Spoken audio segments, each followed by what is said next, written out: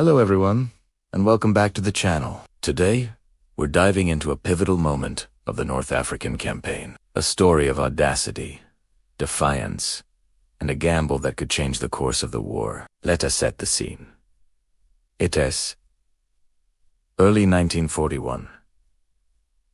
The British have just routed the Italian forces in Operation Compass, capturing vast territories and tens of thousands of prisoners. From the outside, it looked like a decisive victory. But a new player was about to enter the game, one who would turn the Desert War on its head.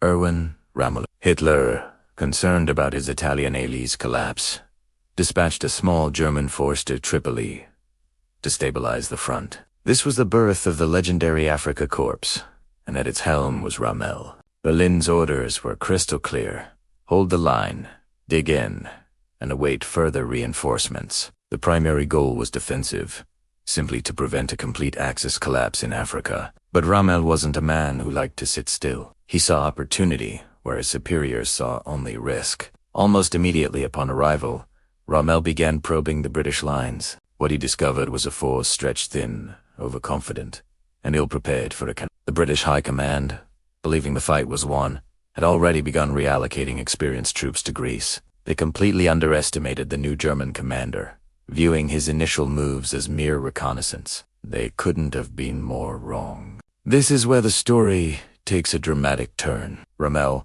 sensing weakness, decided to do something unthinkable. He chose to disobey a direct order from the Führer himself. Instead of holding his position, he gathered his limited forces and launched a full-blown offensive. This was an incredible act of insubordination. He was a general, but he was defying the supreme commander of the entire German war machine. The operation was codenamed Operation Sonnenblume, or Sunflower, and it was aimed straight at the heart of the British position. The British were caught completely off guard. Raml's panzers, though few in number, struck with lightning speed and surgical precision.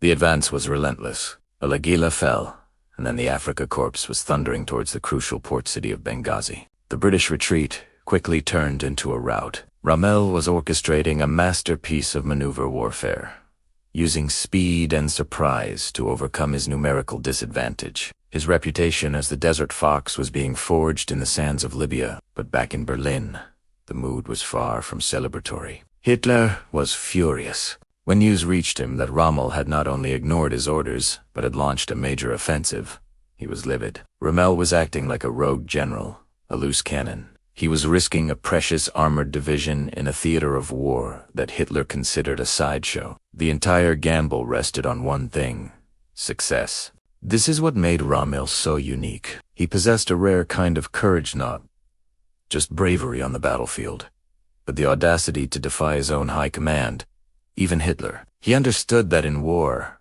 opportunities are fleeting. He trusted his own judgment over the cautious directives from a distant headquarters. He knew that if he succeeded, his disobedience would be forgiven, even celebrated. But if he failed, if his small force was encircled and destroyed, the consequences would be catastrophic, not just for the campaign, but for his own career and perhaps his life. Hitler was not known for his leniency towards failure. Raml's gamble paid off spectacularly. He recaptured all the territory the British had taken and pushed them back to the Egyptian border, bottling up a garrison in Tobruk.